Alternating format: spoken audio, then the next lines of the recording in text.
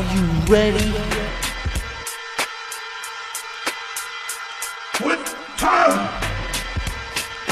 We are the best in the world at what we do. It's the PriMalLow Wrestling Show with Robert Price, Tom Malloy, and your host, Rich Lopez.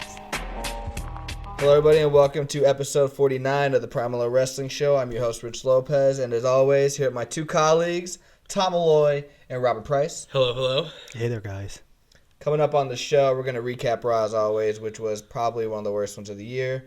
We'll talk about that in more detail, and we will also preview the WWE live event special Roadblock that is this Saturday from 8 to 11. And then, as always, we're going to have our topic discussion as well. We're going to talk about WrestleMania 33, which is confirmed to be in Orlando, and we're also going to talk about the potential physical building of a Hall of Fame. We're also going to have the PriMalLow Mailbag, where we're going to take questions from you, from JW, Andre, Tommy, and Sean. Cool. Also making a return is the segment This or That. This week's topic is Legendary WrestleMania opponents. Then we'll conclude our show with our Self-High Five, our favorite Shane McMahon matches. So after this great musical performance from Sami Zayn, we will begin our show with a Raw recap. Stay tuned.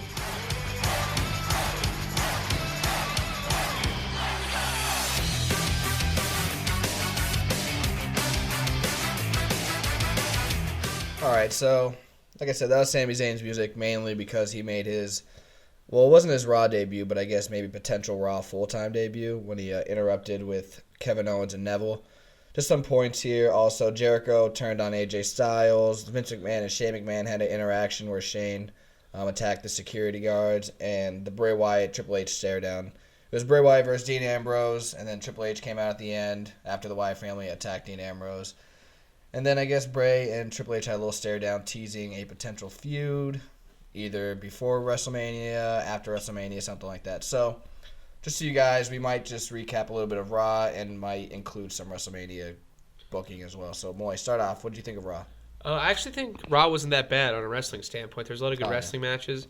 I thought it was another shock factor that we missed that Lana came out and attacked Brie Bella. I thought it was pretty cool. Lana, that's all the same. I thought you said Atlanta for a second. Oh, Atlanta? Yeah, hot Atlanta 95. But besides that, I don't know, Raw was very enjoyable. It was good to see Sami Zayn come out, do his thing.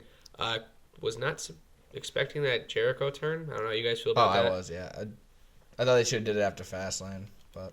And then I'm thinking with the Bray Wyatt Triple H stare down, they're going to have, I think, since Roman Reigns cannot get over that, Triple H is going to retain the title at Mania, and Wyatt will be going after that title. Right after against Triple H? Okay. What's your rating? Yeah, give us a 1 to 10 rating like you always do. I give it a 5 out of 10. That's not bad. 5 out of 10. Price, how about you? You can't do the ratings. Give me a thumbs up scale. I'm not doing. No. Thumbs up, thumbs down. Do that. It was okay, Raw. So It was better than normal. Okay. Sami Zayn coming out, whatever. Jericho, AJ Styles tag team match against New Day, phenomenal. Agreed. No pun intended. And the Bray Wyatt Triple H stare down, as long as it's not Roman. See, the reason why I said it was not the greatest Raw is because it's so close to WrestleMania. It just doesn't do it for me. That it doesn't give me that WrestleMania feel. On a wrestling scale, like you said, Tom, it was Chicago. I think everybody realized that, so they wanted to have good wrestling matches, and I completely agree. That tag match was probably the best Raw match of the year that I can think of right now. I missed out on the. Sorry to cut you off. The Ziggler point. Did you guys watch that match? Because I did not. It's like an authority angle. It was I'm anus. assuming. It was stupid. But who won? Sheamus. Sheamus. Okay, Sheamus and eliminations Rusev. actually Wade Barrett got eliminated. But what else was I gonna say? Shane McMahon at the beginning of the segment, how he was hitting the people was totally ridiculous. It was, yeah, it wasn't that great, but that was a honky tonk man. What was I gonna say? Tyler Breeze and Kalisto, even though they only had 5 minutes, was a good match. Neville and Owens tore the house down. The tag match, like Price said, was amazing. But just for a WrestleMania, it's within a month away. It needs to every Raw, every segment needs to deliver. I just don't think it did that. But are you guys excited for WrestleMania after this Raw? Are you guys waiting for Roadblock before I get into it? I think after Roadblock's going to be the defining moment. I feel like they have too long of a span this year for some reason. I think they had a plan to build up 100,000 people, and all the injuries and terrible booking just is coming back to bite them, I guess. But Price, what do you think? Are you excited? Do you want to wait for? No, Roadblock? I don't even care. You sound WrestleMania like is going to happen, and That's pretty much it. We're gonna watch it regardless. But do you think the potential's there to be? I don't think there's a potential there, but they had so long in order to build this up. Even They had fix Seth it. Rollins out, they had Cesaro out, and then Cena said, "Hey guys, January, I need the surgery." Goes for the surgery. Not even that. January, I need to power lift. That's how he got hurt, which I don't understand why you would do that. But all right, let's just get into the Roadblock live event special. That's supposed to be this Saturday. It's not really detailed with a match card. There's only a couple matches announced. One being the World Heavyweight Championship match with Triple H defending his title against Dean Ambrose. Another match is Brock Lesnar versus Bray Wyatt. I'm going to put this one in asterisks right now. Roman Reigns versus Sheamus. I know that's advertised, but I don't know how the storyline, if that's going to work. And then I know one thing from NXT is confirmed. It's the NXT Tag Team Championship. It's the Revival. That's Dawson and Dash, right? That's Scott Dawson and Dash Wilder. Yeah, they changed their name from the Mechanics to the Revival. And it's against Big Cass and Enzo Amore, our favorite NXT Tag Team. So what do you guys think about that, I guess, announced card so far? Do you think it's worth 3 hours? It's a live event. But it's 3 hours. Yeah. Live events are usually about 2 hours, aren't they? But Something Beast like in the that. East and That was what only was 2 the other one? hours. New York, whatever. It's just to build up WrestleMania. That's about it. Do you think they're going to do this to save WrestleMania maybe? Like start new storylines after or anything? Hopefully, I mean, they're just dragging everything along, and I think I agree with Tom. It was just too long of a span of time without any kind of pay-per-view. Okay. I mean, they've done that in the past, but I know what you mean, like, especially this year. I guess I could say that. Are you excited for this, Molly? I'm always excited every time Triple H is going to step in the ring, so I'll be looking forward to that. Gotcha. Because it's time to play the game, yeah. But besides that, I mean, I'm not really... I mean, I wish the Lesnar and Wyatt match was at WrestleMania. Yeah, I agree. To somehow get Dean Ambrose in the main event at WrestleMania. And this might be that chance to do so. What do you think would be that chance for Bray to get into the main event, since he's not even on the card yet? Possibly. If he can beat Lesnar. But he's not going to beat Lesnar. What if the Wyatt family take out Lesnar in the main event? Say Lesnar still wins, but they take him out. But the thing is, how are you going to put Bray Wyatt relevant right now? How does he become in the number one contendership match that Roman Reigns fought so hard for? Say that maybe Bray will say he took out all the big guys, especially taking out Lesnar after the match. Storyline basis. Yeah, storyline basis. Yeah, I mean, I really don't. Then you can't have that because you're not going to have Lesnar on the WrestleMania card. Yeah. Lesnar and I'm Ambrose. saying he took him out, like just brought him down to his level or something like that. He doesn't need to kill a guy. Do you know what I mean? But just and it also makes him look beatable for Dean Ambrose, like you just said. They could carry him out. I mean, that'd be cool. That's what I mean. I mean, it'll make Bray Wyatt would put a big swerve into that, and to have maybe a big swerve at the end of WrestleMania. Yeah, I mean, we could see. I mean, we'll see what happens. Like you said, I don't know. But If Bray Wyatt might be working with Shane McMahon too to go against the Undertaker, and that's why Triple H and them had to stare down because Triple H is the authority. I'm really upset that Triple H is not in this angle. I just don't understand how that works. With Shane, he's a part of the authority for 360 days of the year. When this storyline comes up, he's nowhere to be found. I just don't understand it. He's playing the Triple H from 2003, which is even worse. I personally think, but I don't know. I'm not a big fan of it. Other people scheduled, I guess Chris Jericho is supposed to have a highlight reel session. We'll see who that's with. And then other names advertised are Sami Zayn, The New Day, and I think I saw King Barrett was also there. I don't know. We'll see. You're going back to King Barrett now? That's what I read on the website. Awesome. Excuse me. But yeah, we'll see how that goes. I think this is just an attempt to maybe change some WrestleMania storylines and maybe give it a fresh start again, but we'll see. After this short break, we will continue the show with our topic discussion, and it is regards to WrestleMania 33 and the Physical Hall of Fame that will be built next year, so stay tuned. Hey, I'm Rich Lopez from the PriMalLow Wrestling Show. Don't forget to hear our new episodes of the PriMalLow Wrestling Show on SoundCloud. Episodes are uploaded every Tuesday night. Thank you for tuning in. Welcome back. It is time for our second segment, our weekly segment, the topic discussion. This week we have I guess kind of like a double question. With regards to WrestleMania 33, which was just confirmed to be in Orlando, Florida, the Citrus Bowl, which it was in WrestleMania 24 in 2008. And also we're going to talk about the Physical Hall of Fame that was it's going to be a soon announced statement that they're going to have one built in Orlando, Florida. So I guess we'll start with that first since the Big Boss Man was inducted. So I guess we'll start with the Hall of Fame. I guess that's only fair, right? Right. Cool. See. Also, last week we got some backlash from a couple fans, right? Freebirds or Godfather? Freebirds. We didn't announce that the We didn't announce Freebirds were that. going to the Hall of Fame. I don't know how we forgot about that. I completely apologize. But obviously, I knew think the that Freebirds came were in there. out the day. I I think know, that but came that's out the what I'm day saying. later. That's why. No, it came out the same day. Oh yeah, because because Michael Hayes did an interview on after Raw. Yeah, that's what I mean. So I apologize. There's so much discussion on WrestleMania, it just goes over our head sometimes. But yeah, Big Boss Man's in, Freebird's in, Godfather's in, Sting's in, and am I missing anybody else?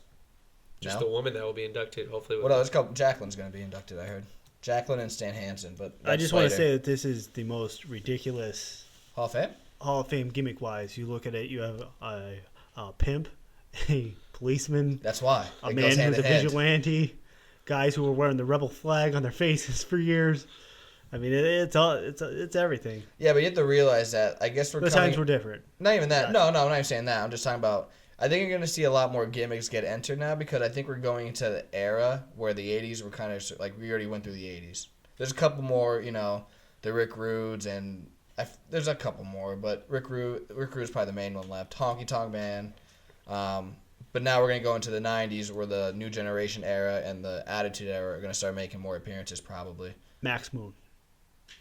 I hope not. Unless it's some international performance level, but I don't know. Anyway, speaking of the Hall of Fame, a physical one will be built. There will be an announcement from WWE soon. It is taking over. I think it's called NBA City, which is right next to Universal Studios. It's in Orlando. So I just want to ask you guys: are you excited that it'll be at least a physical building will be built? A, and two, do you agree with it in Orlando, Malloy? Yeah, I definitely agree with having a physical building being built for it because I think it's long overdue. I don't know about you guys. But then I look at Florida. Like I believe if they were going to do this back in like the early 2000s, late 90s, they would have built it in New York because they had that bar theme there, and they would have put it somewhere in there, kind of like the Rock and Roll Hall of Fame, Yeah. kind of a thing I think they'd have with it, or like the like a Hard Rock Cafe. Yeah. I mean that's what I meant to say. So over that though, I guess Florida's where all the wrestling's happening right now. You got NXT. The South is really where all the wrestling's taking place. A lot of the WrestleManias are down that southern way. Next year's gonna be at Florida. This year it's in Texas. So the South is, I guess, the new home for professional wrestling. I guess so. Yeah. Price, how about you? Yes, I'm happy that they're actually having a physical building. It validates the whole Hall of Fame. A lot of people were upset because, okay, you got a ring and you walked across the stage, you were able to say something, and that was the end of you. And some people even sold their rings. Like Yeah, nobody you know was. what I mean? Billy Graham, yeah. That was the He major really did? one. Yes, Billy Graham did. Sonny tried too, but whatever. yeah, She's got a I don't good even know movie who she coming is. out though soon. yeah, we'll Yeah, see. okay. But We'll be the judge of that, I guess. Molly will be. But go ahead, Price. no, that was it. Do you agree with Orlando though?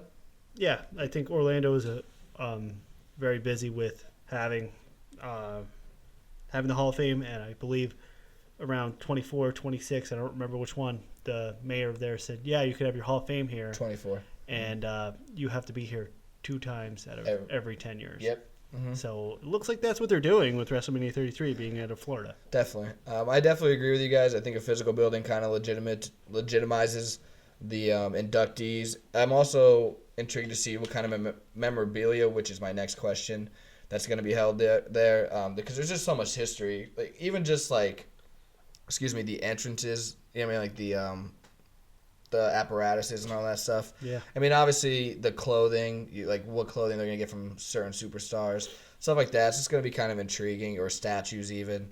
But Orlando, like I'm gonna agree with you, Malloy. A couple years ago, I would have said New York, and part of me still wishes it was kind of New York.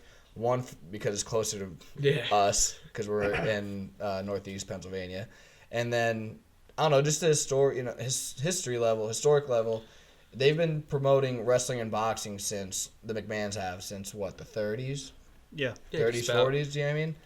So, I mean, I don't know. I just feel like that's just their home. But, I mean, obviously right now on a current level, everything that they do is based out of Florida, NXT, Performance Center. Like you said, the WrestleManias, they've done a couple. Everybody that's anybody is moving their wrestling academy to Florida as well. Yeah, exactly. That's what I mean. So, I guess to bring more wrestling spectators down, I guess it's a good strategic move right now. So, but my next question regarding this: what kind of memorabilia do you, as a fan, like if you went down to see the Hall of Fame, what would you want to see? Like any superstars, entrances, like just stuff like that. Anything. I think a cool setup would be like to have like the entrances, and you could like just say you want to run out to the like they have a ring out there. You pay a select fee, and you go out there and run out to your favorite entrance music. Like Price over here would be running out to Ultimate Warrior, shaking the ropes, ripping his shirt off. Yeah. If I got to pay, I'd probably do Gangrel just because to come out of Ring of Fire. Yeah. Just say I did it. But how about Edge and Christian talked about that on their show. They're like, we love that entrance. Yeah, that's what I did. You know what I mean? Like, I don't know. But like stuff like that would be cool. Like definitely a lot of fan interaction right there. Have meet and greets a lot. That'd be cool too. But memorabilia wise, like have like every championship down there. Have like statues of Hogan, Andre, even like Triple H, The Rock, and like maybe some of like their like what they wore at like a certain WrestleMania or I don't know, stuff like that. I guess would be cool. Okay. How about you, Price? Weird stuff. Weird stuff. Yeah, even, like have like an old Hell in a Cell there or something. Is that what you're gonna say? No. Oh, you looked at me. Weird stuff. Like I remember if we were watching, they had Stacy Keibler's butt and that kind of stuff. A lot of access stuff. You guys are sounding like. Yeah, all that kind of stuff. The pillows off the Lex Express. If you watched any of the WWE warehouse stuff that they had on WWE.com prior to the network, everything that's in there, like they have the old set from the early '90s. They have the. That's what I was gonna say. That's the my pick. fist, all that kind of stuff. For me, I would like to see a lot of WrestleMania attires because a lot of people just did. I always say everybody wears white when it comes to WrestleMania, so I like to see that. I would love to see one of Macho Man's robes, especially the one he wore 4 of them at WrestleMania 4. So I like to see one of those there. And then when it comes to entrances, I'd love to see the Raw 1990s logo with the RAW, and I'd love to see the 1992-1993 entrance with the fluorescent lights around it, the rectangle like thing, I guess. Yeah. And then I guess if you want to change it up, you could probably put a couple WrestleMania entrances because they change every year, so just to make one, like I don't know, one per year or something like that.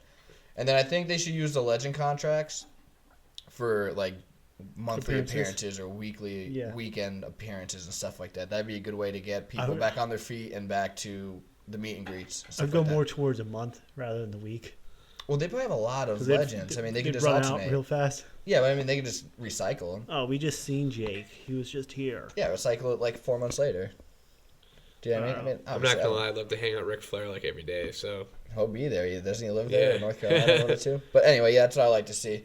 And this brings me to my last question. It's regarding WrestleMania. Like Price said, I guess at WrestleMania 24, in order to build a Hall of Fame, the contractual agreement was to make for Orlando host 2 every 10 years.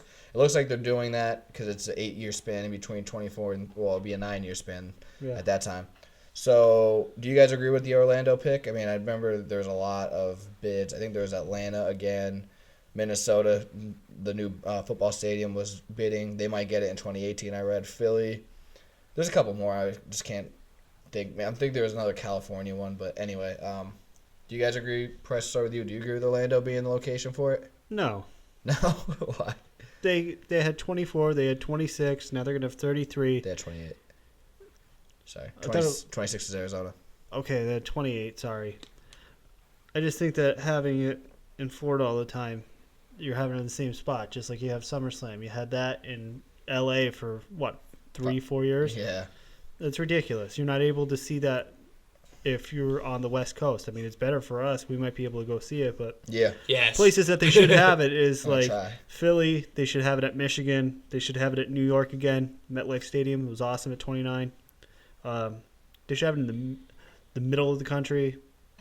Canada. They haven't done the middle of the country since I really can't even think of one. Indiana, WrestleMania 8. Is that even like I guess it's Midwest. Dome. Yeah, I really can't think of another one. Yeah, but anyway. Kentucky Texas is well, that's south. I guess Indiana's the most Midwest though, right? Right. Or the middle.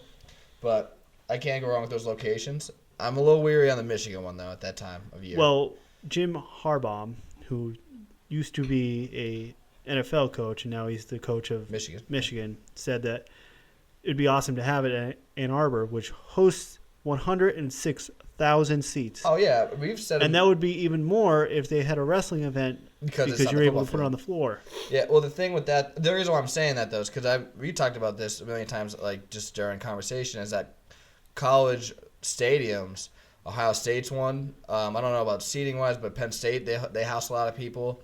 Michigan, USC, which they almost had at WrestleMania 7, the Rose Bowl, Right. but they house 90 to 100,000 people, and you can get probably an extra 2,000 or 3,000 if you instead of the football field, it's the floor seats and the ring. But the Michigan for me is that March, April, their winters obviously last a little bit longer.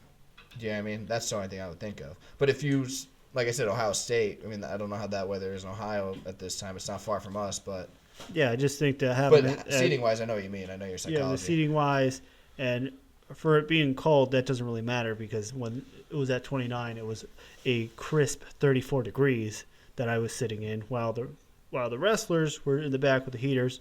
The only thing they had to do was walk down the entrance because underneath the ring there was 4 heaters under there, and it was a warm 70 degrees inside the ring. So as long as they kept it inside the ring, they were fine. Okay. How about do you agree with Orlando, Malloy, or do you? Yeah, because we could definitely go to it. Care about ourselves here, without a doubt. Way to look at it, Malloy. Yeah, we win. The other side of the country loses. Ha ha. And so there's that. And then I wish we could see it in Philly, so I don't have to get over my fear of flying. We could drive there for 2 hours. That'd be fantastic. Okay. So I mean, I'm cool with the Florida thing, though. That's it. No other locations you'd want to see or you thought should have got it. Philly would be cool. New York would be cool. Wilkes-Barre, Pennsylvania would be a great spot. I think the Mohegan Sun Arena would have a great job hosting WrestleMania. That wouldn't even house a Hall Pittsburgh? of Fame, dude. I was thinking Boston. Boston's another big city that. I don't want to drive to Boston. I think I'm gonna go to Boston. Why don't you want to go to Boston? I don't know. Anyway. I just think being really close to us is what works. Well, of course it works. That's definitely our everybody bias knows. coming into play there. That's what I've always wanted, and especially. But hey, I got over my first. I flew once. I got over my fear of it, so I'm definitely down to go to Florida, and that might be it for my distance. That's all. But so I mean, Florida's always good because I mean it's a good vacation spot. I guess that's why they're probably gonna do a lot there. It's a good time of year too down there. That's what I mean. It's not too hot. It's not too cold. Degrees. Yep. But I was thinking Boston. They haven't had one since 2014, and that's a pretty big wrestling city. Obviously, New York needs to have one, or New Jersey, because even before 29, when was the last one they had? WrestleMania 20, right? Right. Philly needs to have one really bad because that's the one since 15. I was thinking even Toronto or like somewhere in Canada. I was How just saying that. about England? I think England should be able to host. I don't. WrestleMania. I think They said they're should not keep going to do that again. I think they should do that to SummerSlam as the biggest for the max. Right. Do you know what I mean? Just because of the time lapse. Right. So keep that SummerSlam if they ever want to do it, and then I really can't think of anything else. But so Tokyo. You're just keep going. We're not going internationally. You'd be watching Iceland. Zimbabwe. You would be watching WrestleMania. Qatar. If it was at Tokyo, you'd be watching WrestleMania at like 5 a.m. Yeah. Did you watch the Beast in the East special? No. Well, that's why. There you go. That's why they wouldn't do it. That's exactly why they wouldn't do it. Well, the reason why Tom wasn't watching it was because it was on the 4th of July, and we're all American. Yeah. He's probably hammered. That's probably what they were saying. At 5 a.m. At 5 a.m. But anyway. I did not take part. We'll see That's what nonsense. happens after Orlando. I've heard Minnesota and I've heard Philadelphia for the last 4 years. Philadelphia might have ruined their chances after the Rumble 2 years ago, which we were a part of. But we'll see what happens after WrestleMania 33. I'm just hoping a northeastern city gets it. That's all I'm saying after Minnesota, if they do. So we'll see. When we come back, it is time for our PriMalLow Mailbag, all right, which I'm going to be hosting. So after this short break, we'll be coming back. I'm your host. Hey, I'm Tom Malloy from the PriMalLow Wrestling Show. Do you like Facebook? Do you like wrestling? Like our page, search the PriMalLow Wrestling Show. Enjoy. Before we get into the PriMalLow Mailbag, Tom, why don't you do your thing? All right, you guys, you can check us out on social media at a bunch of different locations. Tell us You those can locations. start off at Twitter at the PriMalLow Show. You can listen to us on SoundCloud, the PriMalLow Wrestling Show. You could like us on Facebook, the PriMalLow Wrestling Show. You could also join our group, Yeah. the PriMalLow Wrestling Show. You just need a Group. There you group. go. Yes, Yes, become a yes. part of it. Interact. We like it a lot. We like it a lot. You can listen to. Well, you can't listen to us, but you can read about us on Blogger. The PriMalLow Wrestling Show.blogspot.com. I believe Rich Lopez just put a new article up there recently. I did my WrestleMania 32 card. And then you can listen to our episodes on YouTube. The PriMalLow Wrestling Show. Search for our weekly episodic episodes.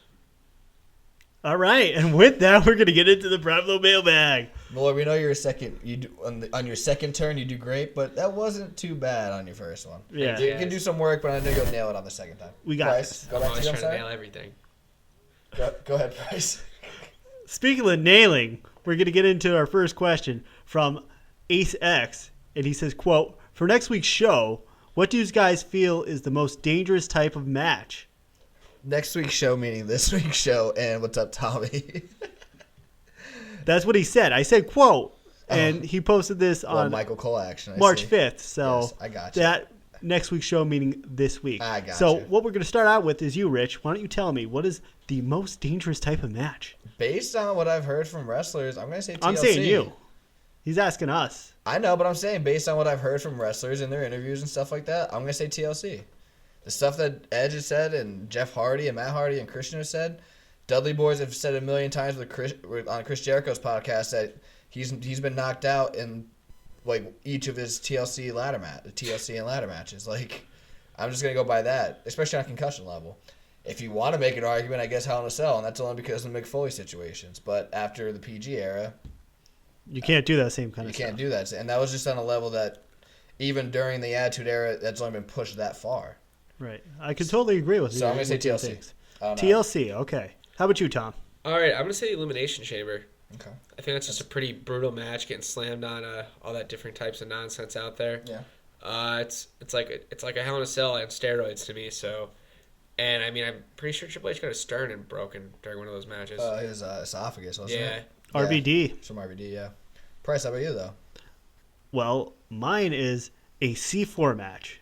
A what? C4 match. you You see going- them over in Japan. You going seen with that Mick Foley- Terry Funk. You seen stuff? Mick Foley do it. I mean, they were ripping their fingers off with barbed wire C4 matches. They have ladders in there. I mean, like, that's intense. Or else, if you go to the death matches, any match that's in CCW, the early CCW, not the pure wrestling matches that they have, I seen their Intercontinental title, so their second tier title. They had a match for a minute and a half because Drake Younger suplexed another wrestler onto light tubes, cut him so bad on his back that they had to call the match off. He pinned him. Minute and a half. This match was supposed to go for like at least 15 minutes. And just because of that, you're done. That's rough. And But they- Izzy, you know more about that kind of stuff than I do. Yeah, it's extreme. I can't watch that extremely graphic stuff. I go watch a C4 match maybe, and I mean that's really graphic, but not that light tubes and thumbtacks and they go scalpel. salt. No, believe me, I know. They do salt. They I do know. saws. Yeah, They so you do, like that kind of stuff. Needles. Oh no.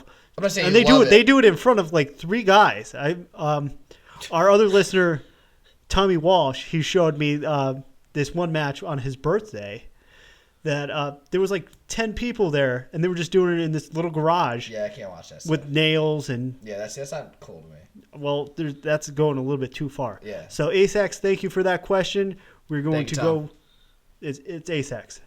Isn't it Tom? No, that's a different person. I know him as Tom, you know him as Asex. It's almost like Hulk Hogan and Terry Bollea. Well, That's what I gotta those say. 2 guys are totally different, I as know. we've heard today. Between 10 and 8. Yeah, I know. Ted Hutt. Go ahead now. So we're gonna go to our next one from Andre Crane. Sorry about that. There has been rumors of Goldberg's return. Don't know if these rumors are true, but it's a big part of the rumors that he's going to be Shane's hired gun. What do we feel about that? Do you believe that they're true, Rich? I hope not, because I've never been a Goldberg fan, even in the height of his prime in 1998, 1999. It does make sense, however, because of Goldberg's build type as like a bodyguard guy. Shane was, like you said, Malloy, right after his debut. Somebody from WCW should come in and enhance the storyline. But we all know if it should be somebody, it should be somebody that is a vigilante. I really hope I'm it's gonna leave it Mike at that. Awesome. Oh, that's a card. That's impossible. That's bad. That's terrible. Wait, what? Mike Awesome has passed away. Oh. Why the hell would you even say that? I didn't think he was dead. What's wrong with you, Because he's the Tom? last ECW champion. Okay, let's go on to the different thing. He didn't own ECW. He First owned of all, Stephanie WCW. McMahon on a storyline basis owned ECW. So I just screwed everything up. That's okay. That's okay. So pick somebody else then, Tom. Do you agree with that? And if you don't agree with it, who should it have been then? No, I definitely don't agree with that. And I think it should be Dean Malenko. No, I'm kidding. I'm kidding. Next question, Bryce. I don't think that it should have been Goldberg. I think that it should You might have as well been just say El Sting. Gigante if you're going to go with dead past WCW wrestlers that were irrelevant. Anyways, thank you, Andre. We're going to go on to our Unbelievable. next question from our favorite movie guy, J.W. Caldwell. Thank you. He says, if you are WWE creative, do you use the Roadblock special to completely revamp WrestleMania, which from now is not looking great, or do you stand and not grove the fans, Give the fans what they want? Sorry. That's cool. Ambrose versus Reigns, Bray versus Triple H, Brock wasting a Taker match on Shane. We're going to start with you, Rich. All right. First, I just want to say, Andre, I apologize for the sarcastic answers from Malloy. Now, back to this question. We're going to cane him. We are, yeah, definitely. I get it. Tommy Dreamer. Yes, I got it. Go ahead, Rich. I thought you meant came from the wrestler No. to go against Go. Undertaker. But anyway, I'm going to say I don't think they're using it as a revamp for WrestleMania. However, I think they should, because this actually reminds me a lot of WrestleMania 13, where if you think about it, right after that Final Four pay-per-view, everything was just up in the air, and they somehow it really didn't work except for 2 matches, Undertaker, Sid, and Bret Hart and Steve Austin. So since they have the network and they can do this, they should do it because there's so much stuff. Reigns isn't over. Dean Ambrose is really over. The Brock-Dean Ambrose match is probably more anticipated than the title match itself. Shane McMahon and Undertaker, as intrigued as we are, we just don't think it's all going to work. So I think they should really do some research these next 6 days, figure out if this is the right way to go, and if not, definitely use Roadblock to revamp WrestleMania. So I think they're not going to, although they should. How about you, Tom? I really hope they're using it as a way to revamp WrestleMania, because as of right now, WrestleMania is going to be pretty bad. There's only 2 good matches that are going to come up. Maybe 3. And they're really, I might add, they're really dropping the ball in the Intercontinental Championship. Yes, because they're more focused on superstars that don't appear all year round like they do every other year. Yeah.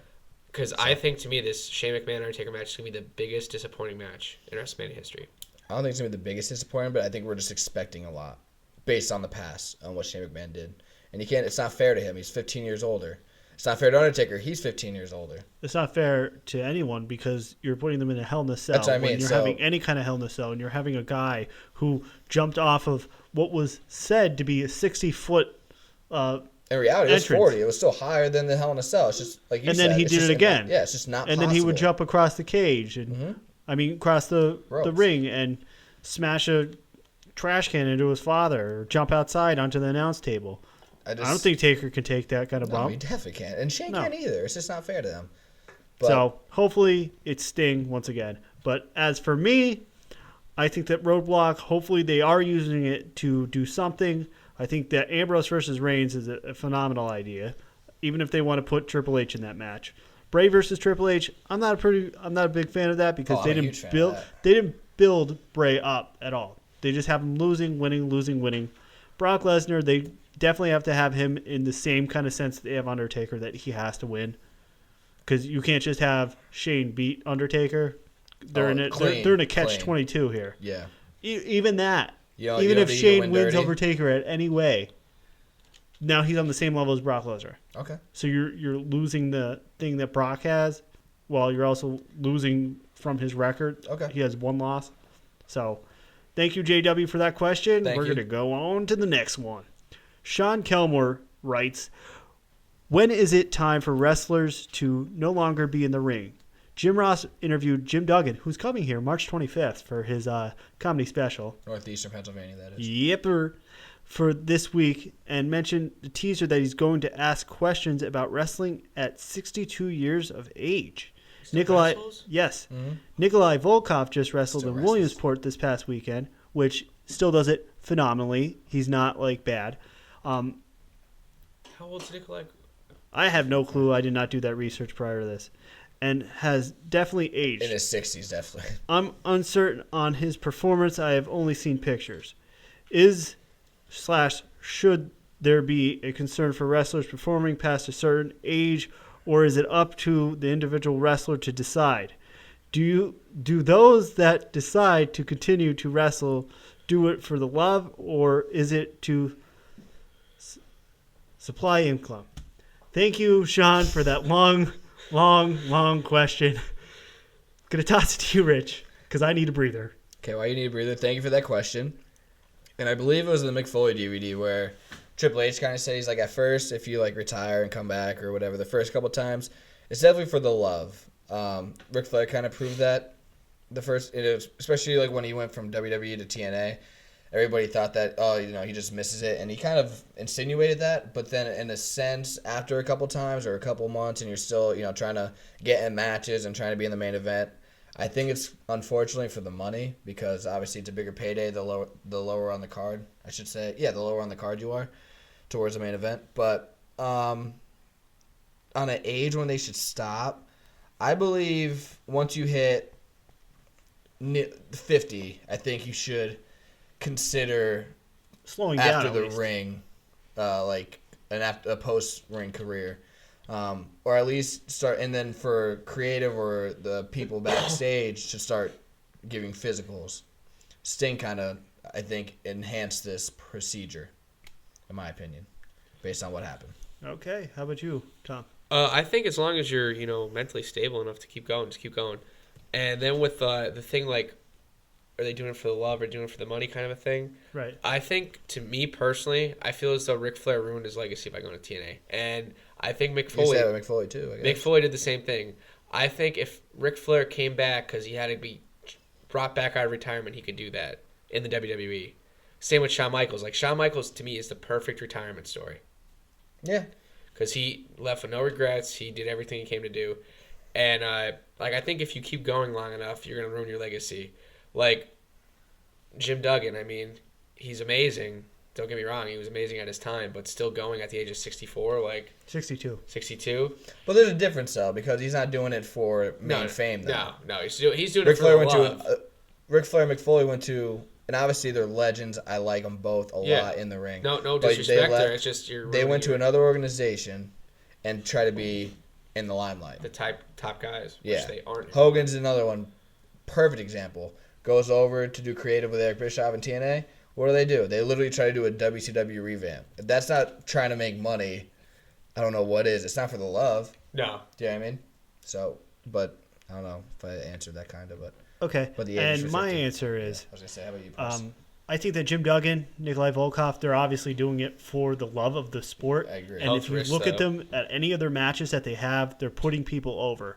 You have people like Ric Flair when he came back because he had to come back and he had to wrestle, and then he went to TNA. I believe that Ric Flair giving something back as a manager, doing a simple bump, that's giving back. I agree. Mick Foley going over there, I don't think that he ruined his legacy. I think that what he was showing more over there, he had matches with like Sting, some guys that were older. He put people over. Sting, when he was in TNA, all he did was put people over. When he came to the WWE, all he was doing was putting people over. I mean, he put over Triple H at WrestleMania, but that was a different story. That's because he put Seth Rollins over there. People didn't think, he's going to lose to John Cena and Sting. They thought that he was going to. But I will say this: there's a difference between Ric Flair and Mick Foley compared to Hogan. If you know what I mean? Because when Hogan came back, he was beating Hall of Famers. He beat Randy Orton. He beat Hogan. Right. Do you know what I mean? He beat Shawn Michaels. Yeah. But what then I say? That's what I would say. Yeah. When he went to TNA, when he had his final match with Sting in Philadelphia, and there was like 2,000 people. Yeah. There's no need for Hogan to wrestle anymore. No, I agree. Other than he needs the money. Yeah. And that, as we've seen, If you even go online, he needs the money, Mm-hmm. and he's suing Gawker for $100 million because something that happened because he needed the money. Yeah. If there should be a certain age when they should retire, for certain people you need to step in. Like Jerry Lawler should not wrestle anymore. When you wrestle, does he still wrestle? Yes, he does. Very limited wrestles, though. Yeah, very limited, but he's down in Memphis. Or you have people like Abdul the Butcher, who is still wrestling. Here we go. And The here we rant go. from last week. Jake the Snake Roberts could back me on this one. yes. And as we all know from me talking on here, Jake the Snake Roberts is pretty high on my list. When you have some sort of condition, mental condition, physical condition, or, oh, you can't work on my neck because you know what, I had 3 surgeries and I can't take a bump. Or like Iron Sheik when you seen him in the Gimmick Battle Royal. Do you know why he won the Gimmick Battle Royal? Nobody was even hitting him. He went over to Hillbilly Jim and he started hitting him. Nobody wanted to touch him. And the only reason why he won was because he couldn't take that bump of going over the top rope and out to the outside. Yeah. So, yeah, I guess we got that. But I don't know. I just feel like the 50s is kind of the range of... I'm going to disagree with you with that, too, because you have people like Sting to start winding it down. Yeah, to start thinking about a post-match career and also start sending physicals, though. Like, at least starting, like 4-month physicals instead of, like, random. Yeah. Yeah, I agree with that part. But so, with that, we're going to close out our PriMalLow Mailbag. When we come back from this break, we're going to do This or That, Legendary WrestleMania Opponents. Hi, I'm Robert from the PriMalLow Wrestling Show, here to tell you about our Twitter account. Follow our page at PriMalLow Show for fan interaction regarding professional wrestling. Thank you, and we can't wait to hear from you. welcome back. Just want to thank you guys for those questions. We love talking to you guys. Want to thank Price for hosting that, giving myself a little break, and Malloy for, I guess, progressing in his social media segues, I guess. And I definitely want to thank Sean for giving me the 3-paragraph question. I mean, I loved it, but also thank you. I needed to talk for that long. Thanks. Yes. So now it's time for This or That. Last week we did Wrestling Marketplace. That was a segment we haven't done in months, probably. This is another one that we haven't done in months. This or That. It's legendary WrestleMania opponents. What I do is I'm going to give everybody a topic, then I'm going to give them an option for that topic, and they're going to suggest which one they want or they think is better and why. So we're going to start off with Hulk Hogan. Everybody knows he was pretty much symbolic for like the first 8 to 9 WrestleManias. So obviously there's a lot of opponents, but he has a lot. I guess you could put the memorable matches on a hand, I guess. So we'll start off with this. Andre the Giant at WrestleMania 3, Randy Savage at WrestleMania 5, Ultimate Warrior at WrestleMania 6, and The Rock at WrestleMania 18. Price, toss it to you. I'm very upset that we don't have King Kong Bundy from 2. Come on now. But anyways, I was thinking McMahon at 19, but I didn't want to give that option. Anybody that knows me knows what I'm going to pick. It's Ultimate Warrior. Yes. That was the first time that you had good guy versus good guy, and you did not know who was going to win. Okay. Like, you might not have known who was going to win prior, but this one, you were split bad. Yeah, I completely agree. So that's why I went with him. All right. Malloy, how about you? I have Andre the Giant. Yeah. I picked that because the synopsis with WrestleMania. You know, I mean, you think of WrestleMania, you think of like WrestleMania 3 with Hogan slamming Andre the Giant. Yeah, that makes sense. I have Randy Savage. Oh, yeah. I'm just a biased guy. Everybody knows I used to be a huge Ultimate Warrior fan until somebody, he's to my right now, took over the popularity of him. And it wasn't Tom Malloy. So I shifted over to my second favorite, and that was Randy Savage. Also, I just love the storyline, the little mini love triangle. And then I love when people go from good guy to heel in a snap of a finger, and that's what Savage did. And the match was pretty good. So next one, we have Shawn Michaels. He's known as Mr. WrestleMania, so we have to start off with him. And we have 4 other options here. We have Razor Ramon, the ladder match at WrestleMania 10. Bret Hart, WrestleMania 12 in the Iron Man match. Chris Jericho, WrestleMania 19. That was his return from his back surgery, which he took a 4-year hiatus. And then we have Kurt Angle. That was pretty much just a wrestling clinic on a mid-card WrestleMania 21 card. So we'll start off with Price on the first one. Moy, how about you start this one off? What are you picking? I got Kurt Angle. Yeah? Just because of the sheer, like, it's like a match you never thought was going to happen. Okay. I think those 3 WrestleManias, Chris Jericho and Kurt Angle are definitely better than the triple threat match. But regardless, I think Kurt Angle, that was just a wrestling clinic. That was just a match you never thought would happen. It was a cool storyline up to, like, anything you could do, I could do better kind of a thing. Mm-hmm. And that's what I liked. Price, how about you? I went with Razor Ramon because of the fact that they... Razor Ramon. There we go. Why is Wilmo? Yeah, Razor Ramon. And their ladder match is still the bar that you have set for how many years later with any kind of ladder match. I mean, when the tag teams did it, they had to outdo that, but there's a lot more aspects you could do. You have to do when, that was the first one. They had one ladder. It's not like now they could go through 4 ladders and still do it. And Yeah. they for what it was at that time. I mean, on that card, if they had that on a different WrestleMania, you could say that was the best match on the card. Yeah, exactly. That's the only thing. It was on a questionable WrestleMania. I had Bret Hart at WrestleMania 12 because that was the first one, I think, post Ricky Steamboat and Randy Savage at WrestleMania 3, that it was like a tremendous wrestling match, and they did it for 60 minutes. And who's done that better since them? I really can't think of anybody. And even before them, I think the only people that could do it regularly and make it exciting, you could probably question me if I'm wrong, or I'm going to say Steamboat and Flair were the only ones to do it before them. Correct. That good. Yep. So, yeah, I mean, that's obviously a short list. So that I was going to do Kurt Angle because the storyline was in 1996, Shawn Michaels won the title, and in 1996, Kurt Angle won the Olympic medal for wrestling, so that's pretty cool. But I just like the overall wrestling match. It was a lot longer. It was still just as intriguing. So Bret Hart at WrestleMania 12. Next one is John Cena opponents. We have JBL at WrestleMania 21, Triple H at WrestleMania 22, Shawn Michaels at WrestleMania 23, and then Batista at WrestleMania 26. Price, want to start it off? Yeah, I went with Bautista from 26. I just believe the build-up for that match was off the charts. I mean, you had Shawn Michaels at 23. The best part of that match was the streaker that tried to get inside the ring. I remember that. And out of all these matches, you had John Cena winning, which is whatever. But It happens, as we know. Batista, with that match, I just thought that was the two guys. It was Batista and Cena. Those two were fighting for who was the top dog. Like The Rock and Austin. Yeah, that was for Randy that. Orton was Triple H just out of the scene. Like Yeah. always. Yeah. Remember how much I was not excited for that match? And then you were excited. And then when that match was over, I was like, that match was pulled off 10 times better than I was expecting. But so yeah, that was a great match. That's not my pick though. Malloy. I was on the fence with the JBL and Batista match, and I actually have Batista circled, so I'll go with that also. Okay. I agree with Price was saying on that 110%. That was like fight. It was more than the title of that match. It was like who's the better guy. It was like an Austin Rock feud, a Hogan, Hogan Savage feud, Hogan any feud in the early late 80s, early 90s, and I didn't pick Triple H or Shawn Michaels because I felt the Triple H match was way too thrown together, and that Shawn Michaels match definitely just lacked momentum.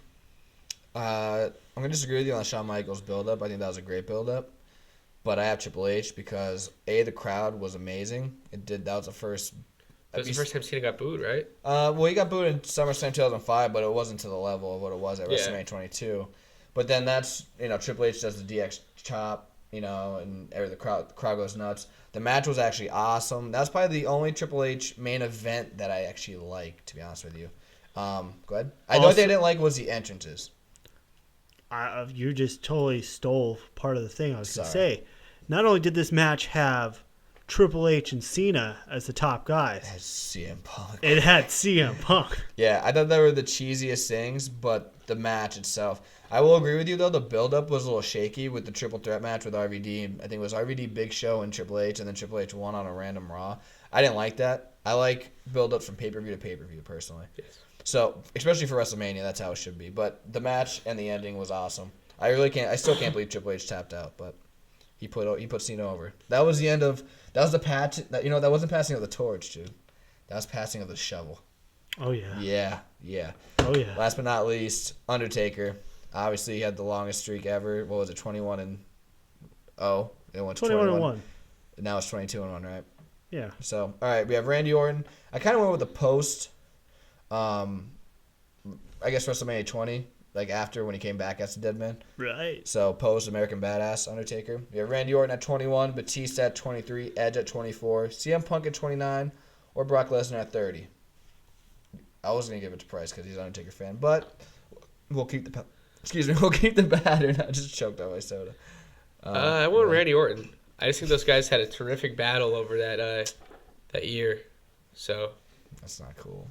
why you picked the same thing? Yeah, I might change it now. Go ahead. Just go with yours. I was gonna go Randy Orton just because that match was awesome and put Orton on a pedestal, I guess.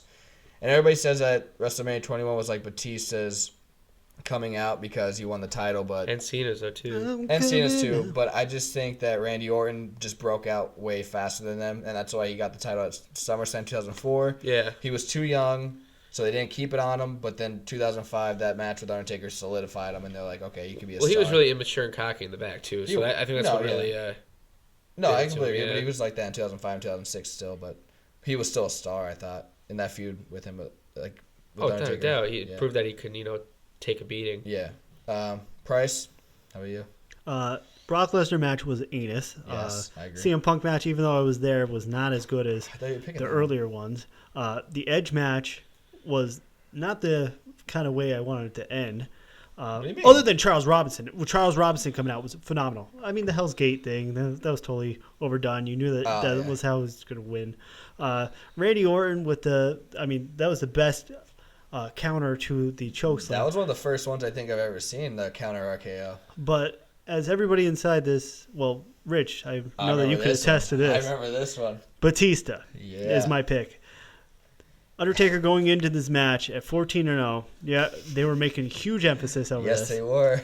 Batista was Hot. red hot at this time. If it wasn't Cena, it was Batista. I mean, Teddy Long, when you think of Teddy Long, you think of tag team player. And then you have 101 with The Undertaker. So I picked Batista because I went crazy over this as an Undertaker fan. You didn't know if he was going to win or not. So that's why I went. I remember you jumped out of your seat after the Batista bomb. I did. That's the first time I've ever seen that happen. Yeah, I jumped And out of still my to this seat. day, after all the rest, maybe that's because that one was so close, but I've never seen you, even after he lost, you were, and you No, just he sucked it. just cried. Yeah. I did not cry. If you want to check it teared. out. But dude, on some, I don't know, on a real level, a lot of people were like, this can't be, this cannot be I was pretty true. upset. I was pretty upset when he was walking up the ramp. Yeah.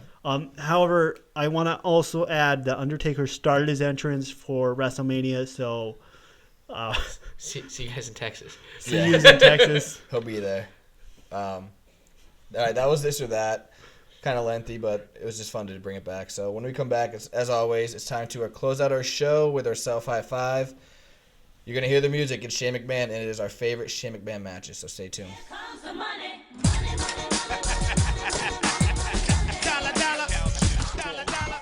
Ching, ching, bling, bling, cut the chatter. You ain't talking money, then you're talking. Welcome back.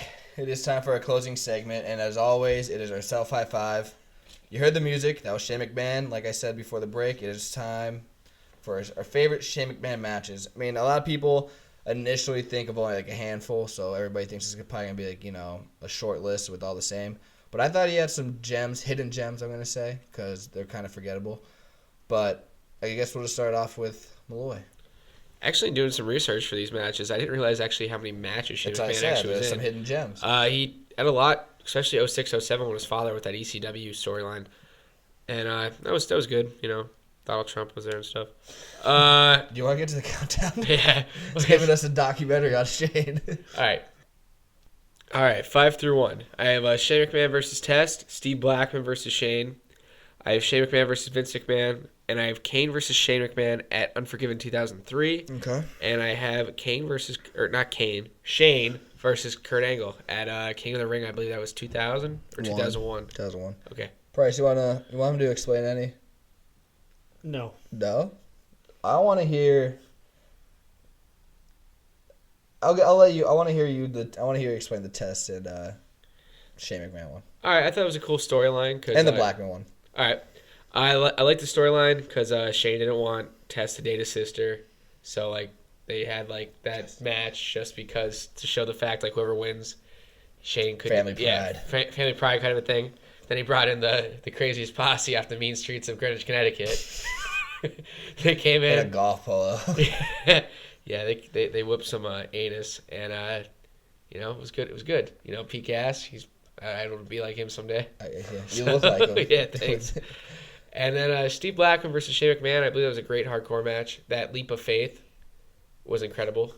It wasn't his choice though. You got Kendo. No, that was it was just a pretty cool leap of faith, even though it was pushed. I got It you. was a fall. It was a fall. It was a leap of faith like the Hardys did. Yeah. Yeah. Pricey Price, start it off. My number 5 is Vince, Shane, and Big Show versus DX and Hell in a Cell. My number 4 is Kane There's and a the lot of ambulance anus there. myths. Don't put I it have down. number 3, Big Show from Backlash. Number 2, the Steve Blackman match. And my number 1 is Vince versus Shane from WrestleMania 17. You don't have the Kurt Angle match on there? I do not have the Kurt Angle match on there. Why not? I don't know. It's not a fan of it, or I just couldn't think of it. Okay. Now that I heard it, I was like, wow, that's a great match. Yeah. I just didn't know if you just sometimes we all like to. I go think he against was the grain great. a little What was bit, the but storyline up to that? I forget the He just storyline. interrupted Shane during his Olympic medal speech, Oh, okay. and I think that's that it. Shane was great for what he was. However, I just think that okay, for him being a wrestler, he doesn't need to come out and do this. But I think he had to get the respect of people backstage, because I think people backstage would just say, all right, he's the boss's son. He can get in any storyline or any match he wants. So if We you didn't take it have to be in extra- any matches, period. Well, I know, but I'm That's what saying, I'm saying. but remember how Vince gave himself the title? I'm sure Shane, to an extent, wanted to do a match or two. So he Yeah. probably had to go tenfold to get the respect of people backstage. How about you, Rich? What is your 5 through 1? I got X-Pac, Shane versus X-Pac at WrestleMania 15 at my number 5 spot. My number 4 is Kane versus Shane in the ambulance match, Survivor Series 2003. I have Shane versus Vince at WrestleMania 17, and then my final 2 are him versus Test at SummerSlam 1990, and then Shane versus Kurt Angle at King of the Ring 2001. So, I don't really want to explain. You guys already pretty much named all of them. The ones that we didn't really talk about was the X-Pac versus Shane. That's the first match that Shane was in, and he showed how athletic he was. The match was pulled off fairly well, and he actually took a beating with the belt and a couple moves from X-Pac. So that kind of put him on the map of, okay, Shane, he's athletic enough to perform a match. And then my number 1 is because of that. He took a real beating from Kurt Angle. Very physical match, a lot of good spots, especially the ending with the Angle slam from the top rope. And that's pretty much about it I could think of. So, yeah, that's that. We are the PriMalLow Wrestling Show. Not Price, you did the hosting. Malloy, you can do the social media again. All right, Finish guys. strong. Finish strong. Follow us on Twitter at the PriMalLow Wrestling Show. Actually, no, that's wrong. Let me repeat that. You can follow us on Twitter at the PriMalLow Show. You can listen to us on SoundCloud, the PriMalLow Wrestling Show. You can like us on Facebook, the PriMalLow Wrestling Show. And you could also join our group, the PriMalLow Wrestling Show group. And then you could also read about us on Blogger, the PriMalLow Wrestling Show.blogspot.com. You could also listen to us on YouTube, the PriMalLow Wrestling Show. Search for our weekly episodic episodes. I think what you need to focus on next week is a little bit more excitement. Sounds like you're reading right off a piece of paper, which you are, but it sounds like I think it. we all needed to have some excitement for next week because it's episode 50! It is. Depending on equipment, we might have a video up. If not, 51 will definitely be it. But until then, stay tuned for that episode. And always follow us on social media. Thank you guys for tuning in. You guys can do your sign-offs. Bye. Here comes the money! Money, money, money, money.